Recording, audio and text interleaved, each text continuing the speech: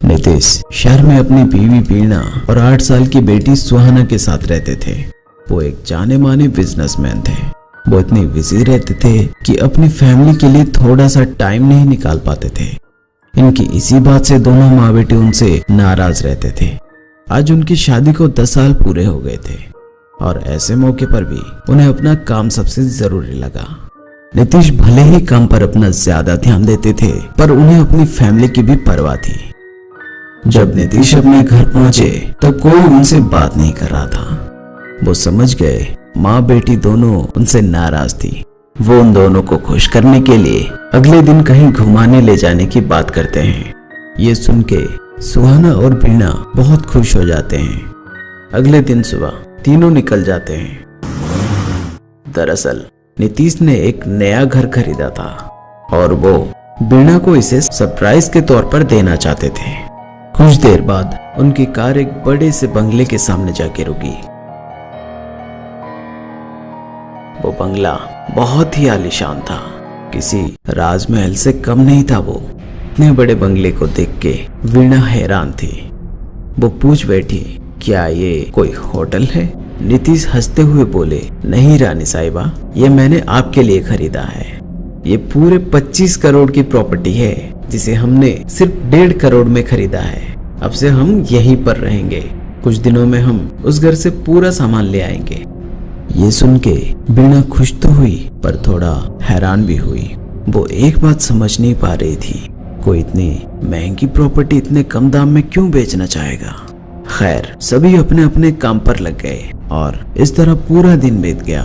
वीणा के मन में एक ही सवाल थे, कोई इतनी महंगी प्रॉपर्टी इतने कम दाम में क्यों देना चाहेगा? इसमें जरूर कुछ गड़बड़ है।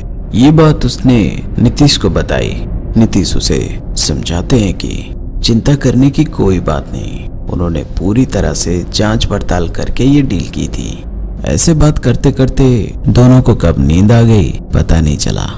कुछ दिन बहुत अच्छी गुजरी, पर असली परेशानी तो तब शुरू हुई जब वीणा को उस घर में एक कमरा ऐसा भी मिला जिस पर बहुत सारे धागे बंधे हुए थे और उस कमरे में एक बड़ा सा ताला लगा हुआ था। वो कमरा उस घर के बेसमेंट में था। उसे ये बहुत अजीब लगा। वीणा के मन में एक उत्सुकता जाग उठी। वो कमरे में ऐसा क्या है देखना चाहती थी। उसने हथौड़े से वो ताला तोड़ने की कोशिश की, पर वो ताला बहुत मजबूत था, नहीं टूटा। रात को जब नीतीश घर आया, वीणा उसे उस कमरे के बारे में बताना चाहती थी, पर नीतीश बहुत थका हुआ था, इसलिए वो खामोखा उसे परेशान नहीं करना चाहती थी। रात को सब सो गए थे। अचानक किसी तरह की आवाज ने वीणा को जगा दिया। उसे लगा जैसे कोई हथौड़े से किसी चीज को तोड़ने की कोशिश कर रहा है। वो नीतीश को जगाने के बजाय खुद देखने चली गई। उस आवाज का पीछा करते करते वीणा उसी बेसमेंट वाले दरवाजे पर पहुंची, पर उसके वहां पहुंचते ही सब कुछ नॉर्मल हो गया। अगले दिन सुबह नीतीश सुहाना को साथ में लेके अपने काम पे निकल गए। वीणा किचन में थी, तभी फिर से उसे हथौड़े की आवाज सुनाई देने लगी। वो आवाज फिर से उसी दरवाजे से आ रही थी। वीणा धीरे धीरे उस दरवाजे तक पहुंची, पर उसके वहां पहुंचते ही पहले की तरह वो आवाजें आने बंद हो गई। अब वीणा को उस घर में किसी की मौजूदगी महसूस होने लगी। इस सब के बावजूद वीणा ये सब नीतीश को बता के उसे परेशान नहीं करना चाहती थी। दूसरे दिन नीतीश के ऑफिस जाते ही वीणा उस कमरे के सामने पहुंची और इस बार वो उसे तोड़ने में कामयाब भी हो जाती है। जाने अनजाने में वो इतनी बड़ी गलती कर चुकी थी, इसका अंदाजा उसे नहीं था। वो कमरा बहुत ही पुराना था और अजीब सी बदबू आ रही थी उसमें से। उस कमरे में घुसते ही नीतीश का फोन आया। उसने कहा उसकी कार का एक्सीडेंट हो गया है, पर डरने की कोई बात नहीं, उसे ज्यादा चोट नहीं आई है और वो घर वापस आ रहा है। ये सुन के वीणा बहुत परेशान हो जाती है और वहां से निकल जाती है। उसी दिन दोपहर को वीणा किचन में थी और नीतीश कमरे में सो रहा था। तभी अचानक किचन में से किसी की चीखने की आवाज सुनाई दी। नीतीश किचन में दौड़ता हुआ गया। वहां उसने देखा वीणा वहां नीचे बेहोश पड़ी थी और किचन में सभी बर्तन टूटकर बिखरे पड़े थे। जब उसकी आंख खुली तब उसने बताया किचन में बर्तन अपने आप गिरने लगे।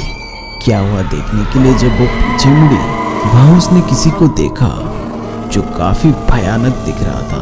वो उसके पीछे खड़ा था। वीणा ने उस कमरे के बारे में भी नीतीश को बता दिया और उसने कहा यहाँ उनकी जान को खतरा है, उन्हें ये घर छोड़ देना चाहिए। नीतीश को भूतों पर यकीन नहीं था। उसने वीणा को समझाते हुए कहा ऐसा कुछ नहीं है, तुम थक गई हो, थोड़ा आराम करो, अच्छा लगेगा। इसी तरह उस घर में रोज कुछ न कुछ होता रहता था। वीणा कहती रही, पर नीतीश को लगता था वीणा इतने बड़े घर में अकेली दिन भर रहती है, शायद इसी वजह से उसे ऐसा लग रहा होगा। लेकिन एक दिन नीतीश के साथ कुछ ऐसा हुआ जिसने वीणा की बातों को सच मानने के लिए उसे मजबूर कर दिया। उस दिन नीतीश घर पर अपने कमरे में थे। शायद वीणा और सुहाना दोनों घर पर नहीं थी। तभी नीतीश ने घर पे किसी की चलने की आवाज सुनी।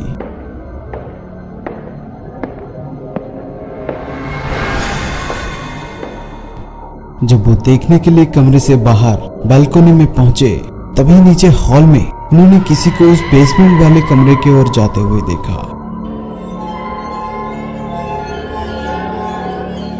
जब वो नीचे उस कमरे तक पहुंचे तब वहां कोई नहीं था। वो हैरान थे, अभी अभी तो उन्होंने किसी को इस तरफ आते हुए देखा था, फिर वो कहां गया? ये सोचकर नीतीश उसी बेसमेंट वाले कमरे में चले गए। उस कमरे में दाखिल होते ही उन्हें वहां अजीब सा महसूस होने लगा। वो कमरा बहुत पुराना था और वहां अंधेरा भी था। बहुत धूल थी वहां, जैसे काफी सालों से उस कमरे की साफ सफाई नहीं हुई थी। उस कमरे में मौजूद हर चीज को टटोलते हुए वो आगे बढ़ रहे थे। तभी उन्हें किसी ने गर्दन से पकड़ लिया और सीधा हवा में उछाल दिया। इस बीच नीतीश को कुछ समय के लिए उस शैतान की झलक दिखी। इससे नीतीश काफी डर गए और जान बचा के उस कमरे से भागे। वो उस कमरे से बाहर निकल ही रहे थे कि तभी वीणा वहां पहुंची।